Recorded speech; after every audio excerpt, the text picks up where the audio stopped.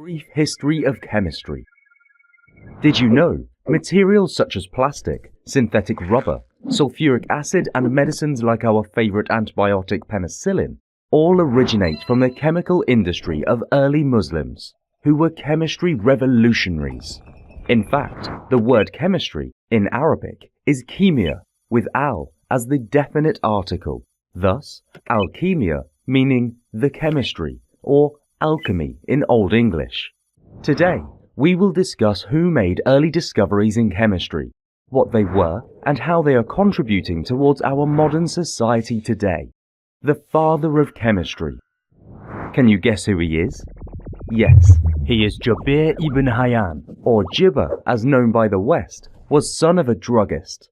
He lived from 722 AD to approximately 815 AD. He spent most of his time in Kufa in Iraq and scientifically systemized chemistry. He devised and perfected many chemical processes like distillation, liquefaction, crystallization, sublimation, amalgamation, and filtration.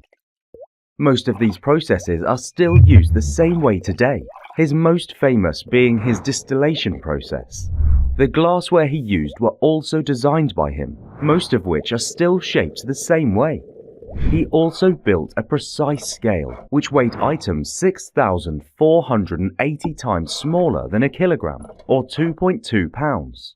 Jabir ibn Hayyan was also aware of atoms and compounds and how they combine to form bonds. He also attempted to make paper that cannot burn and ink that can allow us to read in the dark. His fascinating works were included in the Great Book of Chemical Properties, the Weigh and Measures, the Chemical Combination, and the Dyes. The great work of his was all done in his laboratory in Kufa and was rediscovered during demolition of some houses in the area of Damascus Gate. Al-Razi's Book of Secrets. Muhammad ibn Zakaria al-Razi was known in the West by Razis, who lived in Iran from 864 to 925 AD. He is famous for writing books like The Book of Secrets and The Book of Secret of the Secrets. He is most famous for the classification of natural and artificial substances, giving birth to the modern-day periodic table that we all know of. One of his most interesting research was on waterproofing fabrics and making hair dyes. He also designed, described, and used more than 20 laboratory instruments, many of which are still in use, such as crucible, cucurbit, or retort for distillation. Al-Kindi. Al-Kindi lived from 801 to 873 AD in Iraq. He is most famous for writing a book on the chemistry of perfumes. The book contained 107 recipes for different scents. Does this increase your love for chemistry?